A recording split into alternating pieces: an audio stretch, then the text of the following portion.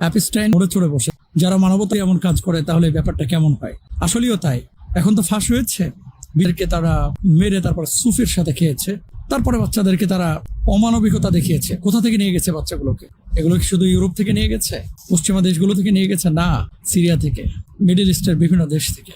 এবং এখানে কি শুধু অমুসলিমরা জড়িত? আর মুসলিম বিশ্বের, আরব বিশ্বের প্রভাবশালী লিডাররাও তো জড়িত তার ফাইল অনুযায়ী। তাহলে কি দাঁড়াচ্ছে বিষয়টা এরকমই যে আমরা মানুষ হয়েছি, মনুষ্যত্বের মানুষ হতে পারি নাই। সুতরাং যারা মানব সভ্যতাকে আদর্শের শিক্ষা দেয় তাদের কাছ থেকে শিক্ষাটা না নিয়ে মূলত কোরআন এবং সুন্নাহের থেকে শিক্ষাটা আপনি নেন। আমরা মুসলিম বিশ্বের মানুষ, আমাদের চারিত্রিক অবক্ষয় অবশ্যই আছে, কিন্তু আমাদের জন্য তো একটা রোল মডেল ছিল কোরআন এবং সুন্নাহ, মুহাম্মদ রাসূলুল্লাহ সাল্লাল্লাহু আলাইহি ওয়াসাল্লাম। আমরা সেগুলো ধরতে পারি না, বিধায় আমরা পদচ্যুত হয়েছি। যারা এই কথা বলে যে আমার কাছে যে পরিমাণ পারমাণবিক বোমা আছে সারা পৃথিবীকে আমি 200 বার ধ্বংস করতে পারি, তারা কখনো মানবতার জন্য, মানব সভ্যতার জন্য, বিশ্বের জন্য কল্যাণকামী না। সুতরাং কাদেরকে আপনারা মডেল মনে করছেন?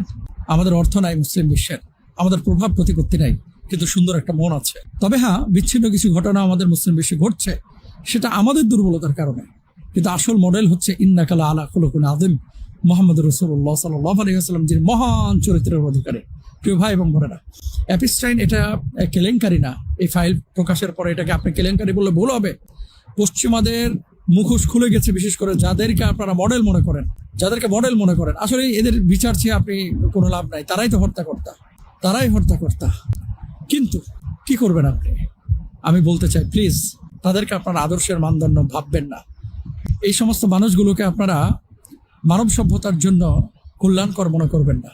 এরাই মানব সভ্যতার জন্য হুমকি। আল্লাহ আমাদেরকে বুঝদান করুন, আমিন।